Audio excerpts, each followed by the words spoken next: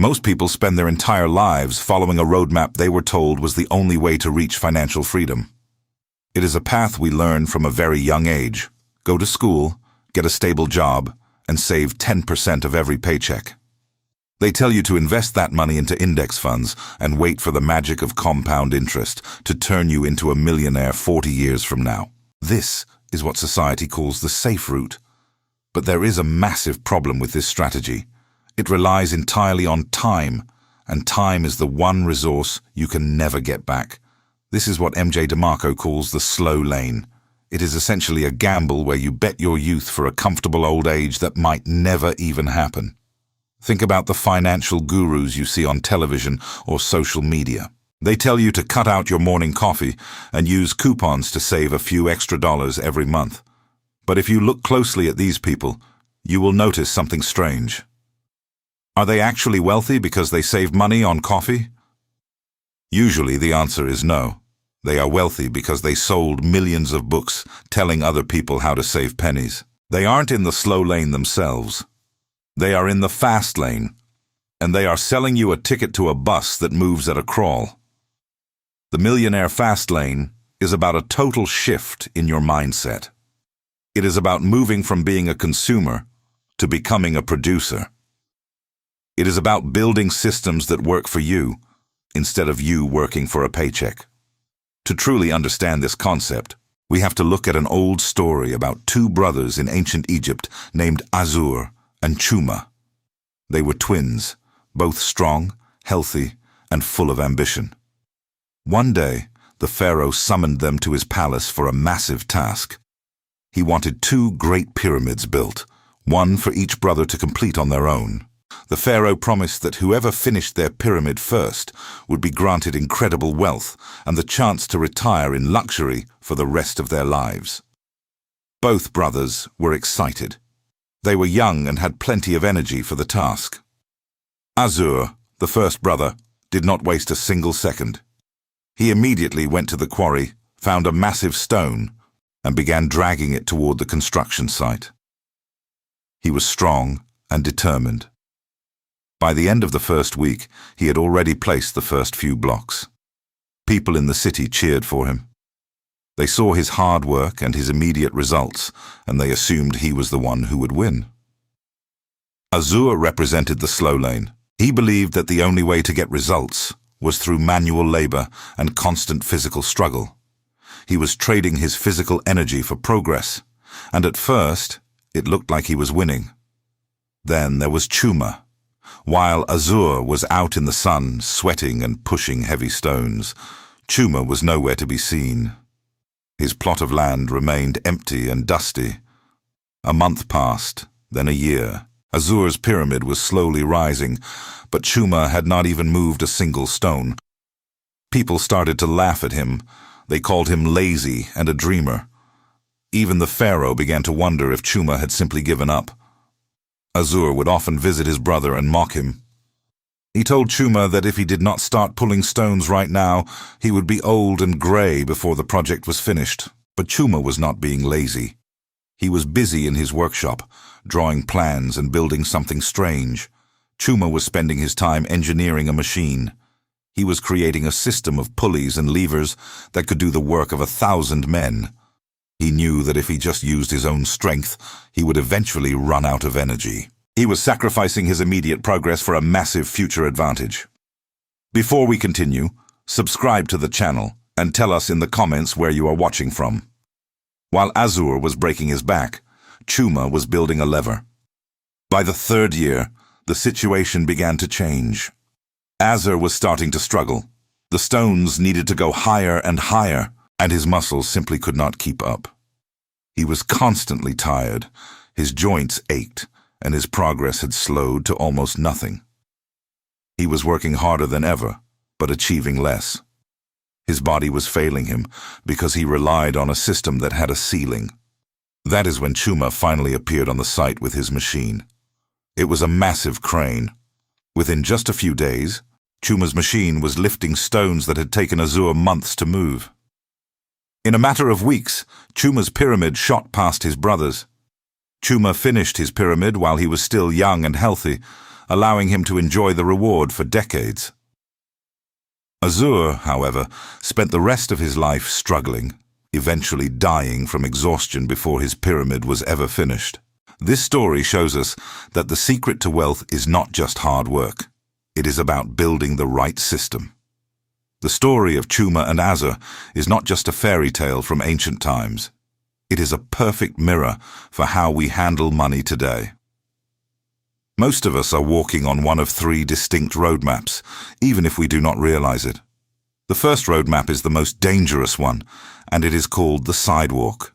People who live on the sidewalk are often called sidewalkers. They have a very simple philosophy: life is short, so spend everything you have today. To a sidewalker, there is no tomorrow. They do not have a savings account, and they certainly do not have an investment plan. They live paycheck to paycheck, and their net worth is usually zero or even negative. What is surprising is that you do not have to be poor to be a sidewalker. You can earn a massive salary and still be stuck on the sidewalk. We see this all the time with professional athletes, famous actors, or high-earning doctors who spend every cent they make. This is the Instagram life where everything looks perfect on the outside, but it is a disaster behind the scenes. They buy the big house, the designer watches, and the luxury vacations to impress people they do not even like.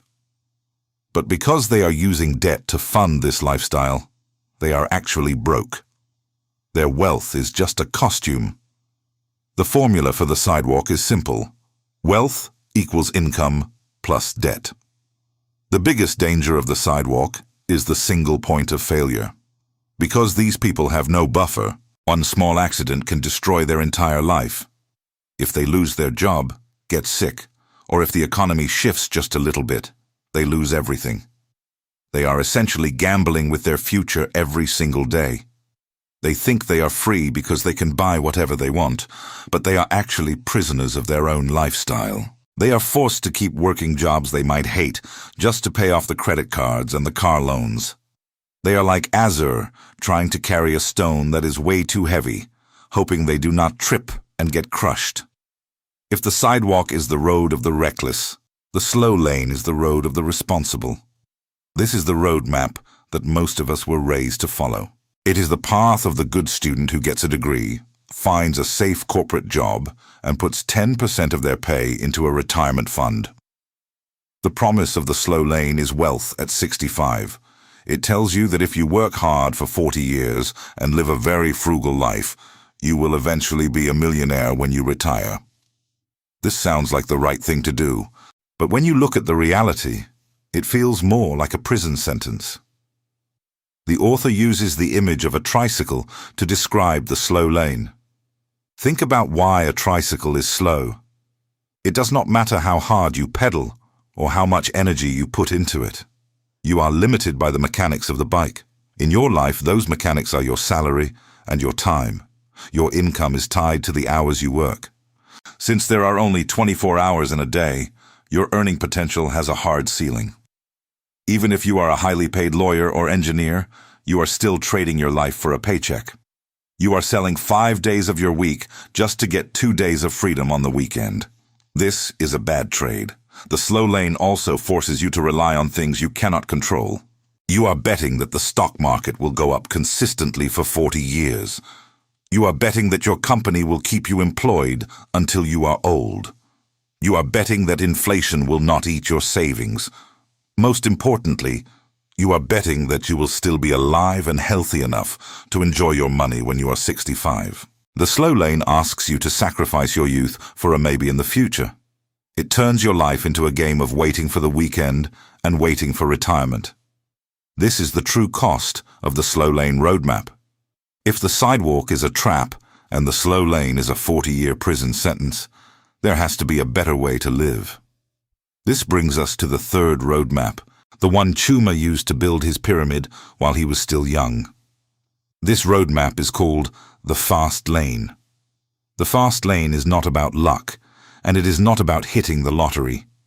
It is a completely different philosophy of how money and wealth are actually created. While the other two roads focus on consuming and saving, the Fast Lane is entirely about production. It is built on a very simple but powerful idea. If you want to make millions of dollars, you have to help millions of people. The most important step to entering the fast lane is making a massive shift in your mind. You have to move from being a consumer to being a producer. Think about your average day. You probably wake up and check an app on your phone, you buy a coffee on your way to work, and you watch a video or a movie on your lunch break. In every one of those moments, you are acting as a consumer. You are giving your money and your time to someone else's system. To get into the fast lane, you have to flip the script. You have to become the person who builds the app, the person who owns the coffee brand, or the person who creates the video. You have to look at the world and see where people are struggling or what they are missing. Instead of looking for a job, you look for a problem to solve. When you look at a business, you stop asking if the product is cool and start asking how that business makes money and how it reaches its customers. This leads us to the concept of systemic wealth. In the slow lane, your income is tied directly to your time. If you stop working, the money stops coming in. But in the fast lane, you build assets that work even when you are sleeping. Think of Chuma's machine again. The time he spent in his workshop was an investment into a system that would eventually give him his life back. This is exactly what a fast lane business does. It is a system that handles the work for you. For example, consider an app developer who creates a tool that helps small businesses manage their inventory. Once that software is built and put online, it can be sold to thousands of people at the same time. The developer does not have to be there for every single sale. The system handles the delivery and the payment. This is the difference between being a plumber who gets paid by the hour and an entrepreneur who creates a company that employs 50 plumbers. The first one is a job. The second one is a system. The fast lane is also about scale and what MJ DeMarco calls the law of affection. In a traditional job, your scale is limited. You can only work a certain number of hours in a week, and your boss will only pay you a certain amount of money per hour. There is a hard ceiling on your success, but a fast lane business has no such ceiling. If you create a digital product that costs you very little to reproduce and you sell it for $20, your profit is high. If you sell that product to 1 million people across the globe, you have $20 million. The math is simple, but the impact is massive. This is why we see young people in the modern world becoming incredibly wealthy in just a few years. They did not work 10,000 times harder than a teacher or a doctor. They simply used a system that could reach and affect more people.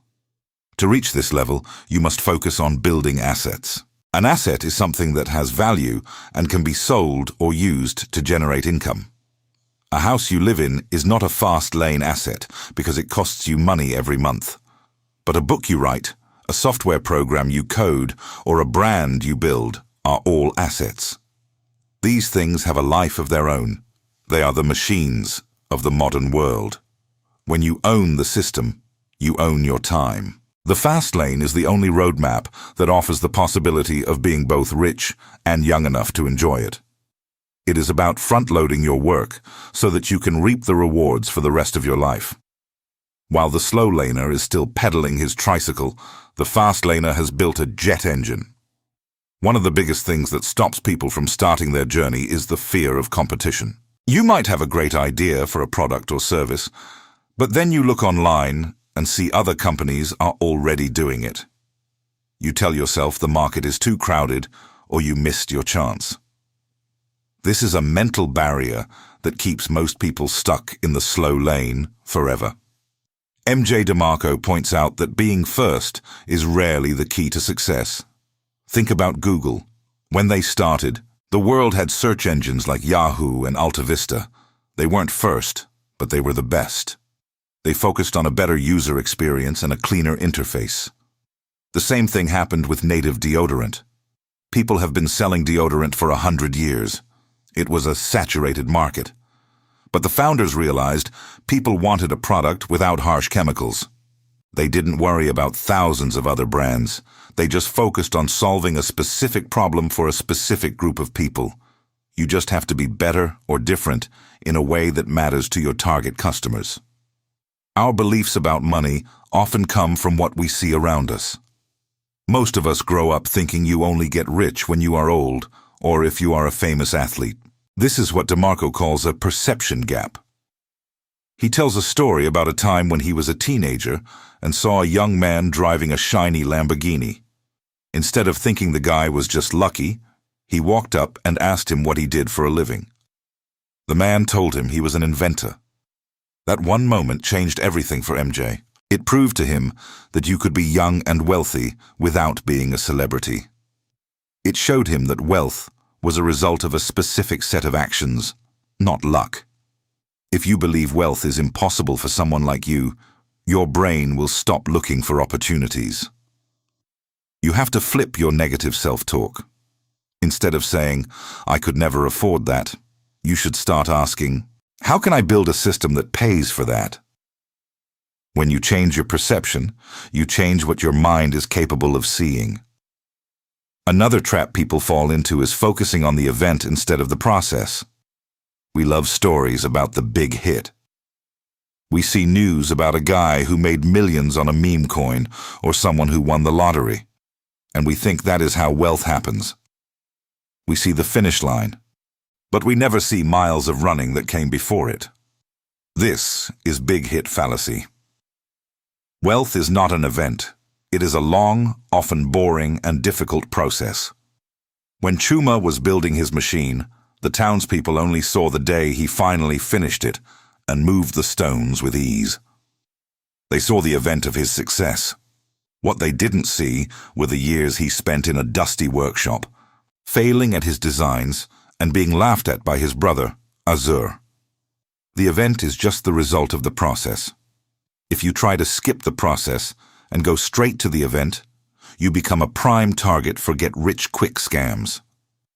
These gurus promise you a shortcut because they know people on the sidewalk are desperate for an escape from their daily reality. The gurus who target sidewalkers are often selling a roadmap they don't even follow themselves. They tell you you can get rich by following a secret formula that requires no effort. But true Fastlane success is about solving problems and creating value. It is about work you do when nobody is looking. This is because real wealth isn't about one lucky day, but about thousands of small choices you make every single day. To truly change your life, you have to accept there is no elevator to the top. You have to take the stairs. The fast lane is a faster road, but it is still a road you have to drive. It is not a magic carpet. By committing to the process, you protect yourself from empty promises. Success is about the daily grind of improving your system and making progress. Once you understand that wealth is a process and not just a lucky event, you need a set of rules to guide that process. MJ DeMarco calls these the 5 commandments of the fast lane, or the sense framework. If a business doesn't follow these rules, it's likely just a job in disguise or a slow road to nowhere. In this part, we are going to look at the first 2 commandments and how the choices we make today determine where we end up years from now. The first commandment is control. This is the C in the framework. To be on the fast lane, you must own every part of your business. If you are building your empire on someone else's platform, you aren't really the boss. Think about people who sell products exclusively on a single big online marketplace, or creators who rely entirely on one social media platform's algorithm to get paid. They feel like entrepreneurs, but they are actually what MJ calls autonomous employees. They have all the stress of a business owner, but none of the security. If that platform changes its rules tomorrow, or if they decide they don't like your industry anymore, your business can vanish in an instant. You are building your house on rented land. If the landlord decides to tear it down, you are left with nothing. To have true control, you need to own the system. You need to be the one who sets the prices, controls the customer data, and decides how the product is delivered. When you own the system, you own the keys to your future. If you are just a passenger in someone else's vehicle, you are at the mercy of their driving. The second commandment is entry. This is the E in the framework. This rule is simple. The easier it is to start a business, the less likely it is to make you a millionaire. If an opportunity is sold in a late-night TV commercial or a colorful PDF that promises you can start making money in 5 minutes, it's probably a trap. MJ calls these low-entry businesses. If anyone can do it, then everyone will do it. When a market is flooded with thousands of people doing the exact same thing, the profit margins disappear. It becomes a race to the bottom, where everyone is fighting for the same small scraps of money. Think about things like basic dropshipping or joining a multi-level marketing company. Because the barrier to entry is so low, there is no moat protecting your business from competition. On the other hand, a high barrier to entry is actually a good thing. If a business is hard to start, it means most people will give up before they even begin. That difficulty acts as a filter that keeps out the lazy and the uncommitted. If you have to spend months learning a complex skill or years building a unique piece of technology, you are creating a wall that protects you. When Chuma decided to build his machine to move the stones for the pyramid, he was choosing a path with a very high barrier to entry. It took him years of studying, failing, and engineering to get that machine right. Azur chose the path with the lowest barrier to entry. He just picked up a stone and started walking.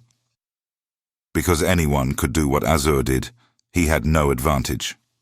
Chuma's struggle was his greatest asset because once the machine was finished, nobody else could easily copy it. The struggle is the gatekeeper of wealth. This leads us to the power of choices. Every day, we make hundreds of small decisions that seem unimportant at the time. But MJ points out that our choices are like a steering wheel. When you are standing still, a small turn of the wheel doesn't seem to matter. But when you are moving at high speed, that same small turn can change your destination by hundreds of miles. This is the trajectory of life. When you are young, your choices have an incredible amount of leverage. If you are 20 years old and you choose to spend your weekends learning how to build a system instead of partying, that small turn of the steering wheel will lead you to a completely different life by the time you are 30. The problem is that most people don't realize they are even holding the steering wheel. They make choices based on their current mood or what their friends are doing. They choose the sidewalk because it feels good today, or they choose the slow lane because it feels safe. They don't see that these small decisions are compounding over time. By the time they are 50 and realize they are in the wrong place, the steering wheel is much harder to turn. Their trajectory is already set, and it takes a massive amount of effort to change course. We saw this clearly with the twins, Azur and Chuma. They were given the same task by the pharaoh, and they had the same amount of time. The only difference was the choice they made on day one. Azur chose the immediate, visible progress of manual labor. He wanted to see a stone move right away so he could feel like he was working. Chuma chose the invisible, difficult progress of building a machine. For the first few years, it looked like Chuma was doing nothing. He was making no progress on the pyramid, while Azur was already several layers deep. But Chuma's choice was about the long-term trajectory. He was willing to sacrifice the event of moving a stone today for the process of owning a system that could move 1,000 stones tomorrow. Your life is the result of the choices you have made up to this point. If you don't like where you are, you have to start making different turns. This doesn't mean you need to make one giant, life-changing decision overnight. It means you need to look at the small choices. Are you choosing to be a producer or a consumer? Are you choosing to build your own system or work for someone else's? Are you choosing the easy path with no barrier to entry, or are you willing to do the hard work that keeps the competition away? Every choice is a brick in the pyramid of your life.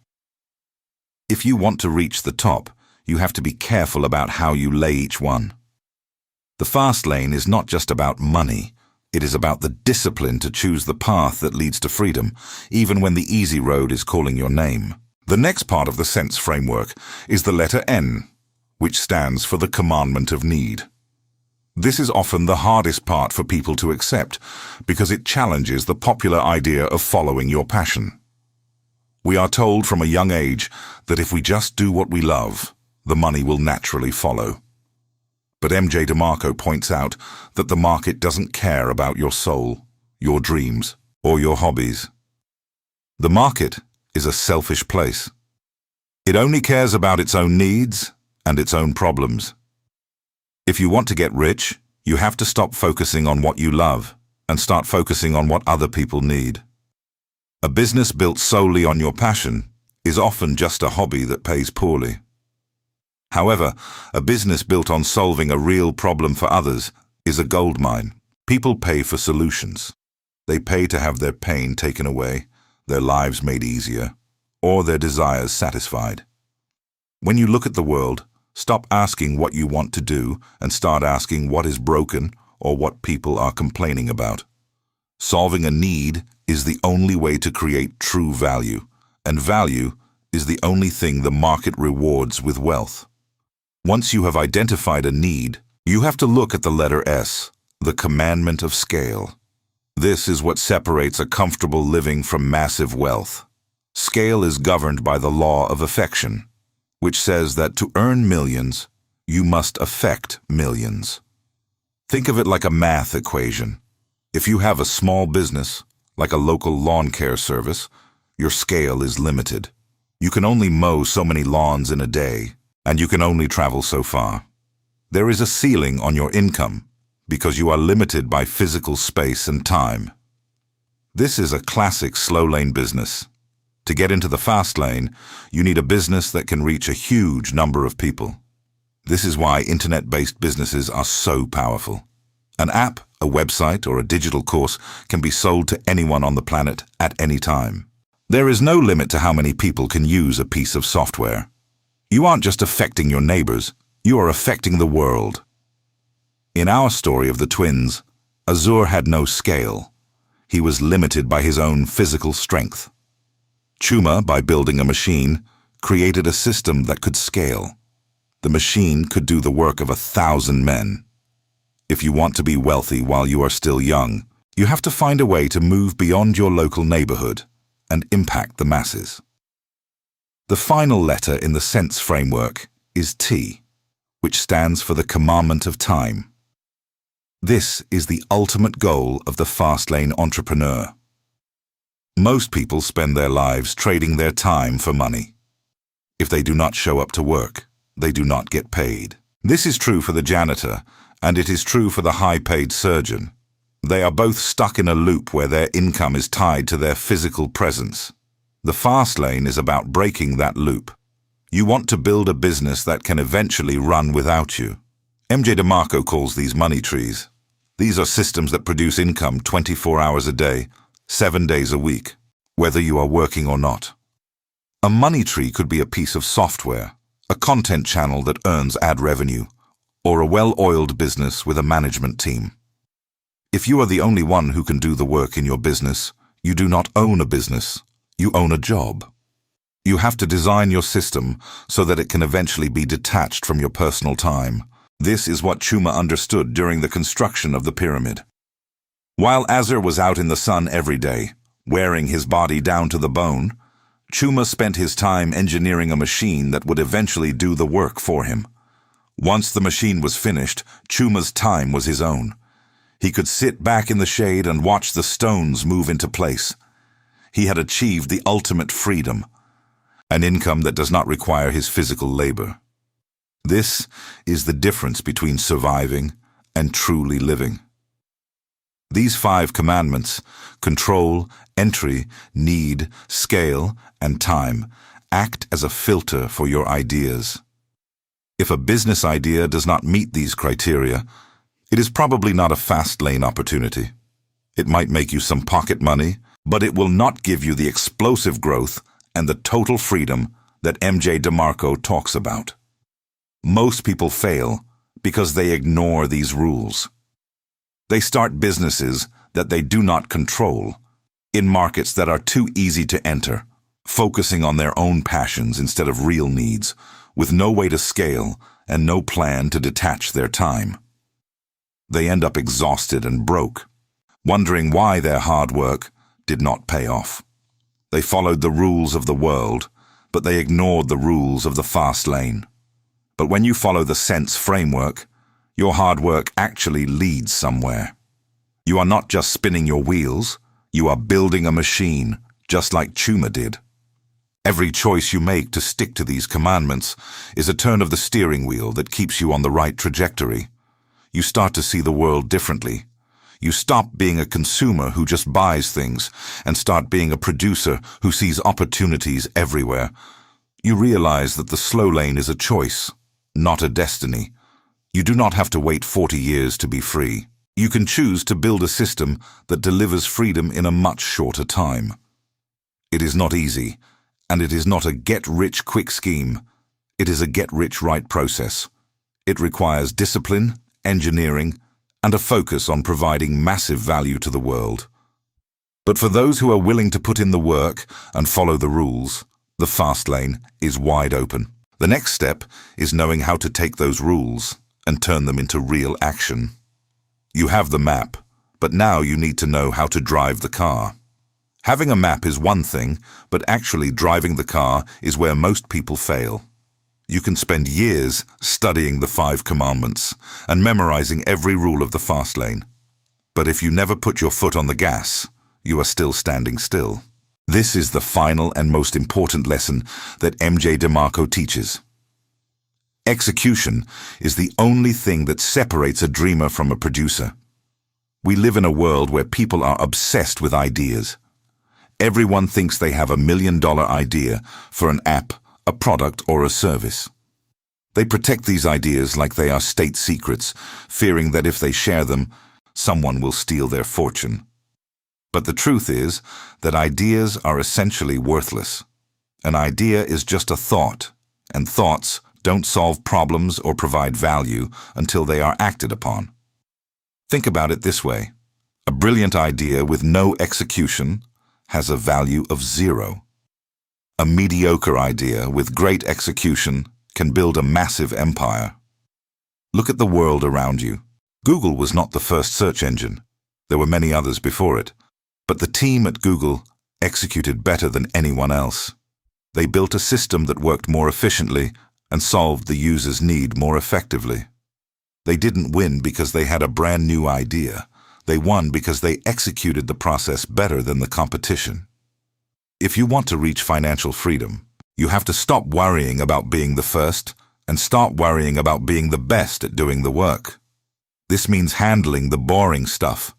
It means dealing with customer service, fixing bugs in your system, and staying disciplined when things get difficult. Execution is a long, hard process, not a single event.